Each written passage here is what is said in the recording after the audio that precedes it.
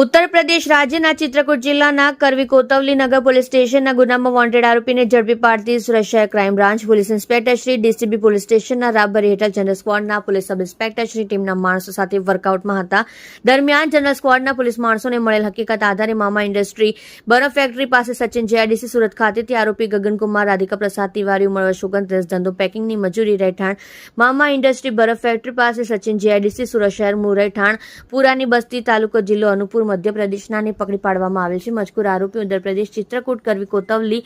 નગર police station ફરિયાદ number 515/2025 BNS કલમ 87, 352, 351 તથા SC/ST અધિનિયમ કલમ 3(2)(v) ગુનામાં વોન્ટેડ હોય. આરોપીનો તથા ભોગ બનનાર મહિલા ઉંમર વર્ષ 34 નો કબજો ઉત્તર પ્રદેશ ચિત્રકૂટ જિલ્લા કરવી કોતવલી નગર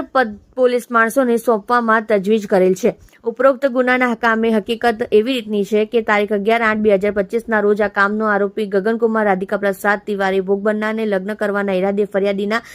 કાયદેસરના વાલીપણામાંથી લલચાવી ફોસલાવી અપહરણ કરી લઈ નાસી ગયેલ, જેથી મજકૂર આરોપીને પકડી પાડવા ઉત્તર પ્રદેશ ચિત્રકૂટ જિલ્લા કોતવલી નગર પોલીસના માણસો ક્રાઇમ બ્રાન્ચ સુરતની મદદથી લેવામાં આવેલ હતી, જેથી આજરોજ ક્રાઇમ બ્રાન્ચ સુરત દ્વારા મજકૂર આરોપીને પકડી પાડવામાં આવેલ છે અને આરોપી તથા ભોગ બનનારનો કબજો ઉત્તર પ્રદેશ ચિત્રકૂટ જિલ્લા કરવી કોતવાલી નગર પોલીસને સોંપવામાં આવેલ